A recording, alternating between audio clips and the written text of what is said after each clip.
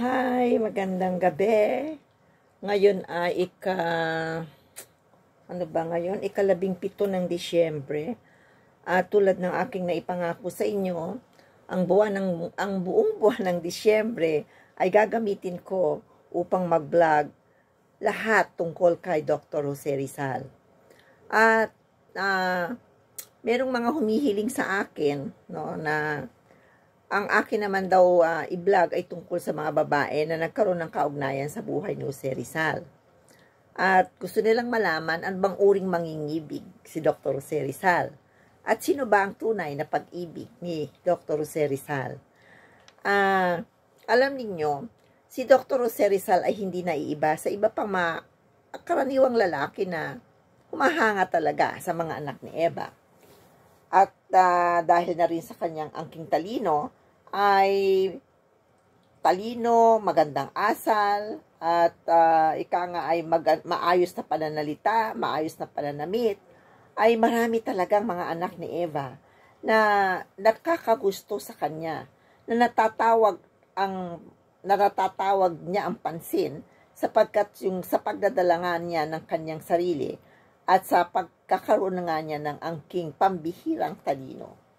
Kaya saan man magtungo si Dr. Jose Rizal, ay tiyak na hindi mawawalan ng isang anak ni Eva na magiging malapit sa kanya o magkakaroon ng pagkakagusto sa kanya. At yun naman ay isang pagkakataon na marahil kung natulad sa ibang lalaki, ang bagay na ito ay maaring samantalahin, subalit si Rizal ay kakaiba. Hindi niya sinasamantala ang mga babae na ika nga ay nagkakaroon ng pagpapakita o pagpapadama ng pag-ibig sa kanya o ng pagmamahal sa kanya o ng paghanga sa kanya, sapagkat likas ang kanyang pagiging maginoo at ika nga ay hindi mapagsamantala. Nagsimula ang pagkakaroon ni Rizal ng paghanga, no, sa mga babae rin nung siya ay 16 na taong gulang. At ito ay nangyari sa kanilang bayan ng Calamba na noong buwan ng Abril at Abril 18, I think 1877, no? April 1877 nang unang magkaroon si Rizal ng paghanga sa isang babae na nakita niya na kasama ng ilang grupo ng kababaihan ay nasa ilog Dampalit sa bayan ng Calamba na nagsisipag-gugo. Alam niyo ba kung ano yung gugo? Natukla ako. Nagsisipag-gugo ng kanilang ulo na ang gugo noon ay siyang shampoo ng mga babae. Walang shampoo noon eh. Inabot ko pa yung hindi kami nagsa-shampoo. Ang ginagamit ng lola ko sa ulo namin, pag pinapaliguan kami ay gugo, tapos ay kami ay pinabanlawan ng tubig na may dinikdik na salay para maging mabango. Kumbaga sa ngayon, ayun ang conditioner. So yun ang ginagamit ng mga kababaihan noon.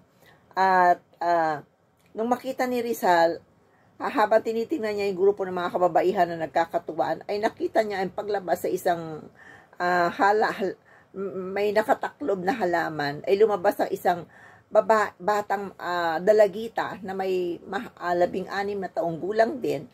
At ito ay nagsabi sa kanyang lola na siya ay gusto niyang humuli ng paru-paro bago sila umuwi. At narinig ni Rizal na tinawag din ang babaeng ito, ang dalagitang ito ng mga iba pang naliligo ng Julia. Kaya nalaman ni Rizal na Julia ang pangalan ng babae. At nang marinig nga niya na gusto nitong humuli ng paru-paro bago umuwi, ay nagpakitang gilas si Rizal. Ang ginawa niya, humuli siya ng paru-paro. Subalit, alam niyo ba kung anong nangyari kay Rizal? Sa pagpapakitang gilas niya, nadapa siya, nadupilas siya. So, nakawala yung paru-paro na kanyang hinuli. Dahil gusto pa rin naman, ayaw niyang mapaya sa babae, sa bata, sa dalagitang si Julia, ay humuli pa rin siya ng paru-paro at nakahuli siya ng 2 at ito ay binigay niya kay Julia. Ngayon, sapagkat kahit na bata pa si Rizal ay likas na yung kanyang pagkamaginoo eh. Kaya Nung nakilala niya si Julia, nakapag-usap sila kasi nga binigyan niya ng ng paru-paro. Naging daan 'yon, no? Naging daan 'yon upang magkakilala sila. At dahil maginoo nga si Rizal, kahit bata pa ay nagpaalam siya sa lola na kung pwede siyang makadalaw kay Julia sa Los Baños, na binigyan naman ng paborableng sagot ng maglola. Simula nang makita ni Rizal si Julia, hindi na naalis sa kanyang isip ang larawan ni Julia. Lagi na yung nasa kanyang guni-guni, ang magandang larawan ng dalagita. Subalit dahil bata pa nga at tulad ng ibang kabataan, nalimutan din niya ang babaeng unang nakaakit sa kanyang paghanga, no? Sa kanyang paghanga sa panahon ng kanyang kabataan. So yun ang unang babae na sa aking pagsasaliksik ay nalaman ko, no, na discover ko na siyang unang babae na hinangaan ni Dr. Jose Rizal. So nakita nyo, yun ang unang babae. So meron na tayong unang babae. Sino naman yung pangalawang babae na hinangaan ni Dr. Jose Rizal? Sino sa akala ninyo? Yan ay isang Batanggenya. Isang Batanggenya na ika nga ay nakatawag ng pansin kay Rizal at natawag din ang pansin kay Rizal. Ito ay si Segunda Katigbak na sa isang aklat na aking sinulat o sa isang artikulo na aking sinulat ay binigyan ko ng titulo ang kanilang ika nga istoryang dalawa ng Segunda Katigbak, pag-ibig na dinasambit, no? An unspoken love. Segunda Katigbak, an unspoken love, kung sa Ingles. Alam ninyo, 10 months pa lang, ha? 10 months pagkaraang makilala ni Rizal si Julia, ay nagtungo na si Rizal sa kanyang lola sa May Troso, Maynila. At dito ay nakita niya isang dalagita na naman na inilarawan ni Rizal ng ganito, at gusto kong tingnan itong aking aklat, no? Itong aking aklat na ito para ang aking description kay Segunda Katigbak ay yung tamang-tama lamang, no? Yung hindi labis, hindi kulang. So ganito ang paglalarawan ni Rizal kay Segunda Katigbak na kanyang labis na hinangaan. Sabi niya ay ganito. Let me read this, no? Kasi maganda eh. How Rizal described Segunda Katigbak. Sabi ni Rizal, may mahabang buhok, matang nangungusap na maapoy, kung minsan, at mapanglaw naman sa ibang pagkakataon. Malarosas ang kutis, may nakakahalina at nakatutuksong ngiti, at may kilos na malanim pa, no? May kilos na malanim pa. Ganon inilarawan ni Rizal si Segunda Katigbak sa kanyang tala-arawan. At sobra-sobra ang naging paghanga ni Rizal kay Segunda Katigbak. At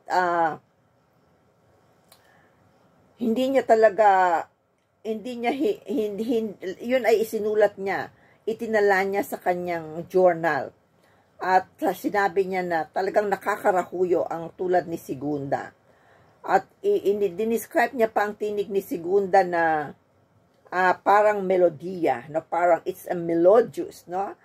At meron siyang, sabi niya, may sulyap na napakatamis. My goodness, no? Ang bata pa ni Rizal, pero sobra na siyang mag-describe, no? ng babae na hinahangaan niya. So, naging magkaibigan si Segunda at saka si Rizal nang alam niyo kung bakit. Kasi ang ginawa ni Rizal, dinrowing niya yung larawan ni Segunda. Ginuhit ni Rizal ang larawan ni Segunda dahil hiniling na isa niyang kaibigan.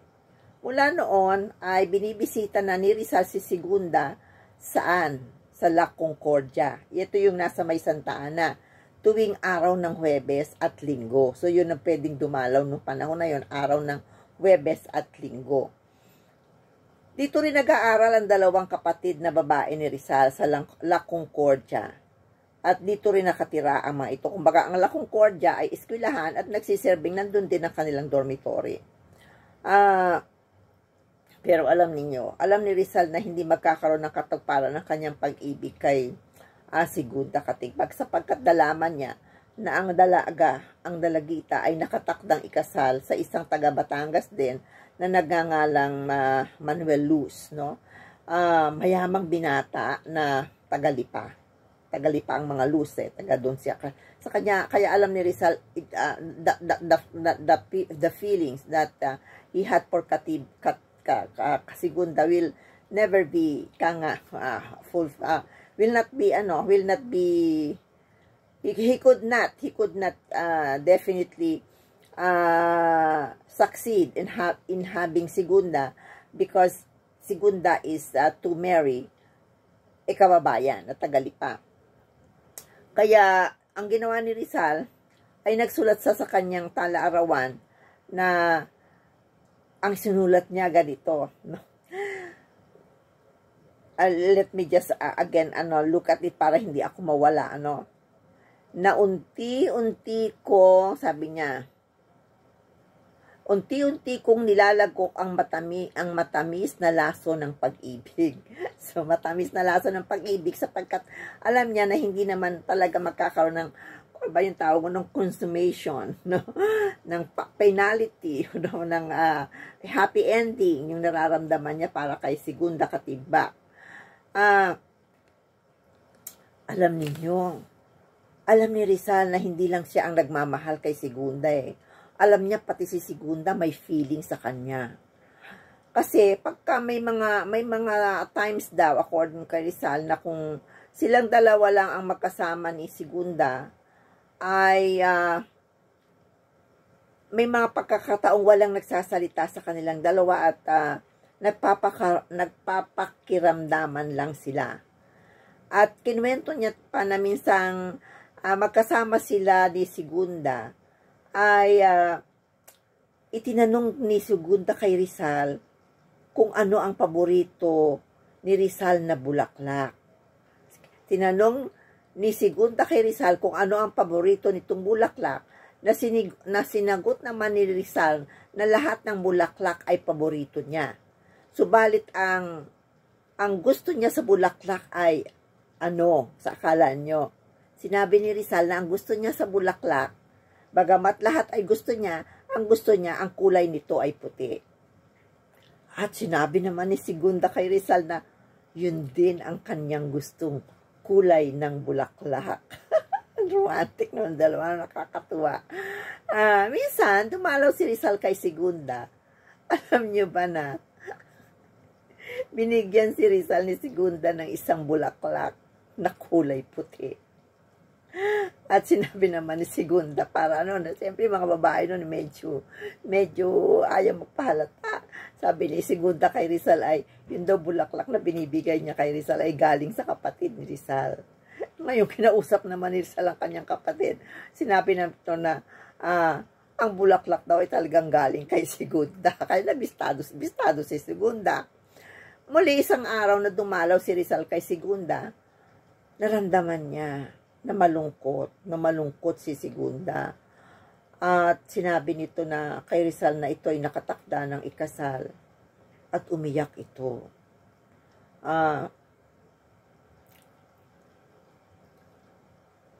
Sinabi naman ni Rizal na magiging mahirap na mawala sa kanya si Segunda sapagkat nakasanayan na niya ang pagbisita niya rito at kilala niya na ito. So ito yung moment na malungkot sa kanilang dalawa. Sinabi ni Segunda, I'm leaving now. I'm going back to Lipa because I'm going to marry. Although at the very start alam naman ni Rizal yon. Kaya naramdaman ni Rizal yung lungkot sa sinabi niya. It will be very painful also on my part, something like that, because I've been used to visiting you, something ganon, yung pag-uusap nilang ganon. Hindi niya man nasabi na mahal niya si Segunda. hindi niya nasabi na may nararamdaman siyang pagmamahal kay Segunda. Kasi si Segunda nga ay alam niya na naipangako na sa ibang lalaki. At alam niya na hindi maganda kung magtatapat pa siya ng pag-ibig dito. Subalit gabi-gabi ay hindi nawawala sa isip niya ang larawan ni Segunda. Kaya lang pinaglalabanan niya ang kanyang nararamdaman. At hanggat nandun pa si Segunda sa dorm, sa La Concordia, ay patuloy niya itong dinadalaw bilang isang kaibigan. Ngayon, sa isang hapon na dumalaw si Rizal kay Segunda, ay sinabi ni Segunda sa kanya na uuwi na siya sapagkat gusto ng kanyang ina na siya ay umuwi na. Nung na sila ay nagpaalaman sa isa't isa, silang dalawa ni Rizal, ay napatingin daw si Segunda sa langit. No? Napatingin siya sa langit at lamang-dama daw ni Rizal ang lungkot ni Segunda ng gabing iyon. Nung hapon na yun na sila ay nag-usap at nagpaalam na si Segunda sa kanya. Kaya nung gabing iyon ay muling nagsulat si Rizal sa kanyang journal at sinabi niya na siya ay nakadama ng pagkabalisa at pagkabalisa at kawalan ng katiwasayan. So parang ang ano nun parang he felt so uneasy and he was not at peace pagkatapos ng pag-uusap nila ni Segunda. So sapagkat na si Rizal ay pauwi na rin naman ng Calamba, inauna namang umuwi si Rizal sa Calamba kaysa pag-uwi ni Segunda sa Lipa. Subalit sinabi niya na aabangan niya ito sa pagdaan kasi papuntang Batangas, dadaan ka sa may Calamba. Dadaan sa may crossing, aabangan niya ang sasakyan ni Segunda. Kaya nang dumaan ang sasakyan ni Segunda, ay nakita ni Rizal naman nakasama na nito ang kanyang magiging asawa na si Manuel Luz. Kaya ang ginawa na lang ni Rizal ay kumaway siya ng sa pamamagitan ng Segunda. Nang makita ni Segunda si Rizal, ay kumaway siya sa pamamagitan ng isang panyo na kanyang puting panyo na kanyang kinaway na ganon. Tapos si Rizal naman hindi naman lumapit kay Segunda, kung hindi tinanggal niya lang yung kanyang sombrero na bilang pagbibigay pugay sa kaibigan niya. At noon then naramdaman ni Rizal, ito na ang huli naming pagkikita. This is the last time na makikita ko si Segunda at the last time na makikita naman ni Segunda ako. Si Manuel Luz naman ay kinausap si Rizal later, nung nakita na nandun si Rizal, ay kinausap niya si Rizal at sinabi na pwedeng sumama sa kanila sa Lipa. Kaya lang nag-second thought si Rizal. Ano ka lang namang masasaktan kung sasama ka pa at nakita mo yung mahal mong babae, ay alam mo naman na ikakasal sa iba. Kaya tinanggihan niya ng maayos yung imbitasyon sa kanya ni Manuel Luz na magtungo siya sa Lipa. Kaya ito yung unang pag-ibig talaga ni Rizal. Yung kay si Julia kasi paghanga, so crush. Pero yung kay Segunda, ang sabi niya, ito yung kanyang unang pag-ibig na sabi niya ay pag-ibig na hindi niya nasambit sa babaeng minamahal niya. Kaya sabi niya si Segunda ang sinasabing tunay na unang nagpatibok sa puso ni Rizal. At ito ay pilit na kinikalimutan ni Rizal si Segunda. At alam niyo kung paano niya nagawang kalimutan si Segunda. Ang mga lalaki rin talaga minsan madaling makakalimot ay nang makakilala naman siya ulit ng isang babae. At itong babae naman na ito ay ang magiging pangatlong babae sa buhay ni Dr. Jose Rizal. Isang babaeng taga Paquil, Laguna na siyang magiging tema ng aking vlog tomorrow. Isa sa mga magiging tema ng aking vlog tomorrow. So ngayong gabi ay pinag-usapan natin o binanggit ko sa inyo o ikinuwento ko sa inyo ang dalawang nakakakilig na unang pagkagising ng murang puso ni Dr. Jose Rizal. Sa isang hulya, naging crush niya. At nakalibutan din naman agad niya kasi bata, 16 na taon. Pagkatapos ay isang segunda katigbak na sinabing siyang unang tunay na nagpatibok ng batang puso ni Dr. Jose Rizal. At kaya lang, ito nga ay kaya isang pag-ibig na hindi nasambit.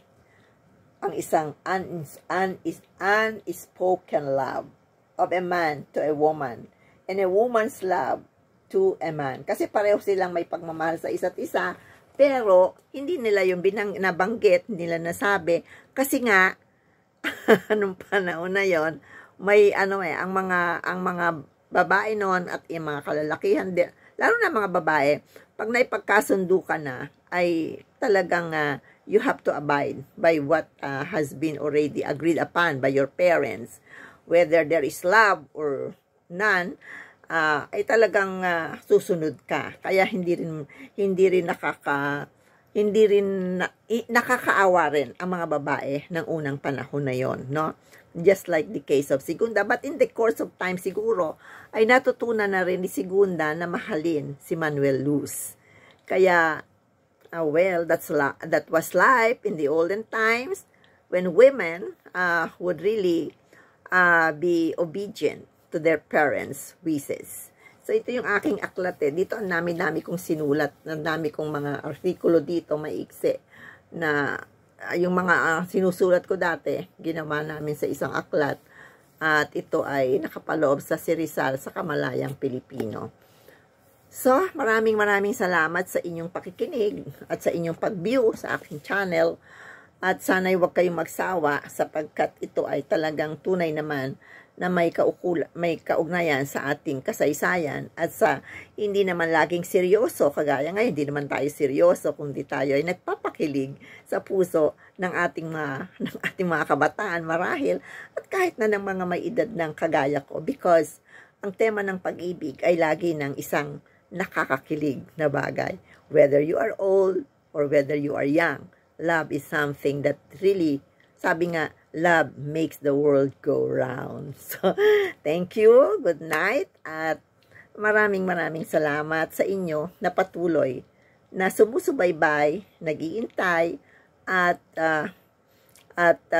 pinapanood ang aking mga vlogs. Thank you so much. God bless you all. God bless us all. Keep safe and mag-enjoy tayo sa season na ito ng ang ating puso ay punong-puno ng pagmamahal sa bawat isa sa ating mga kababayan. Thank you very much.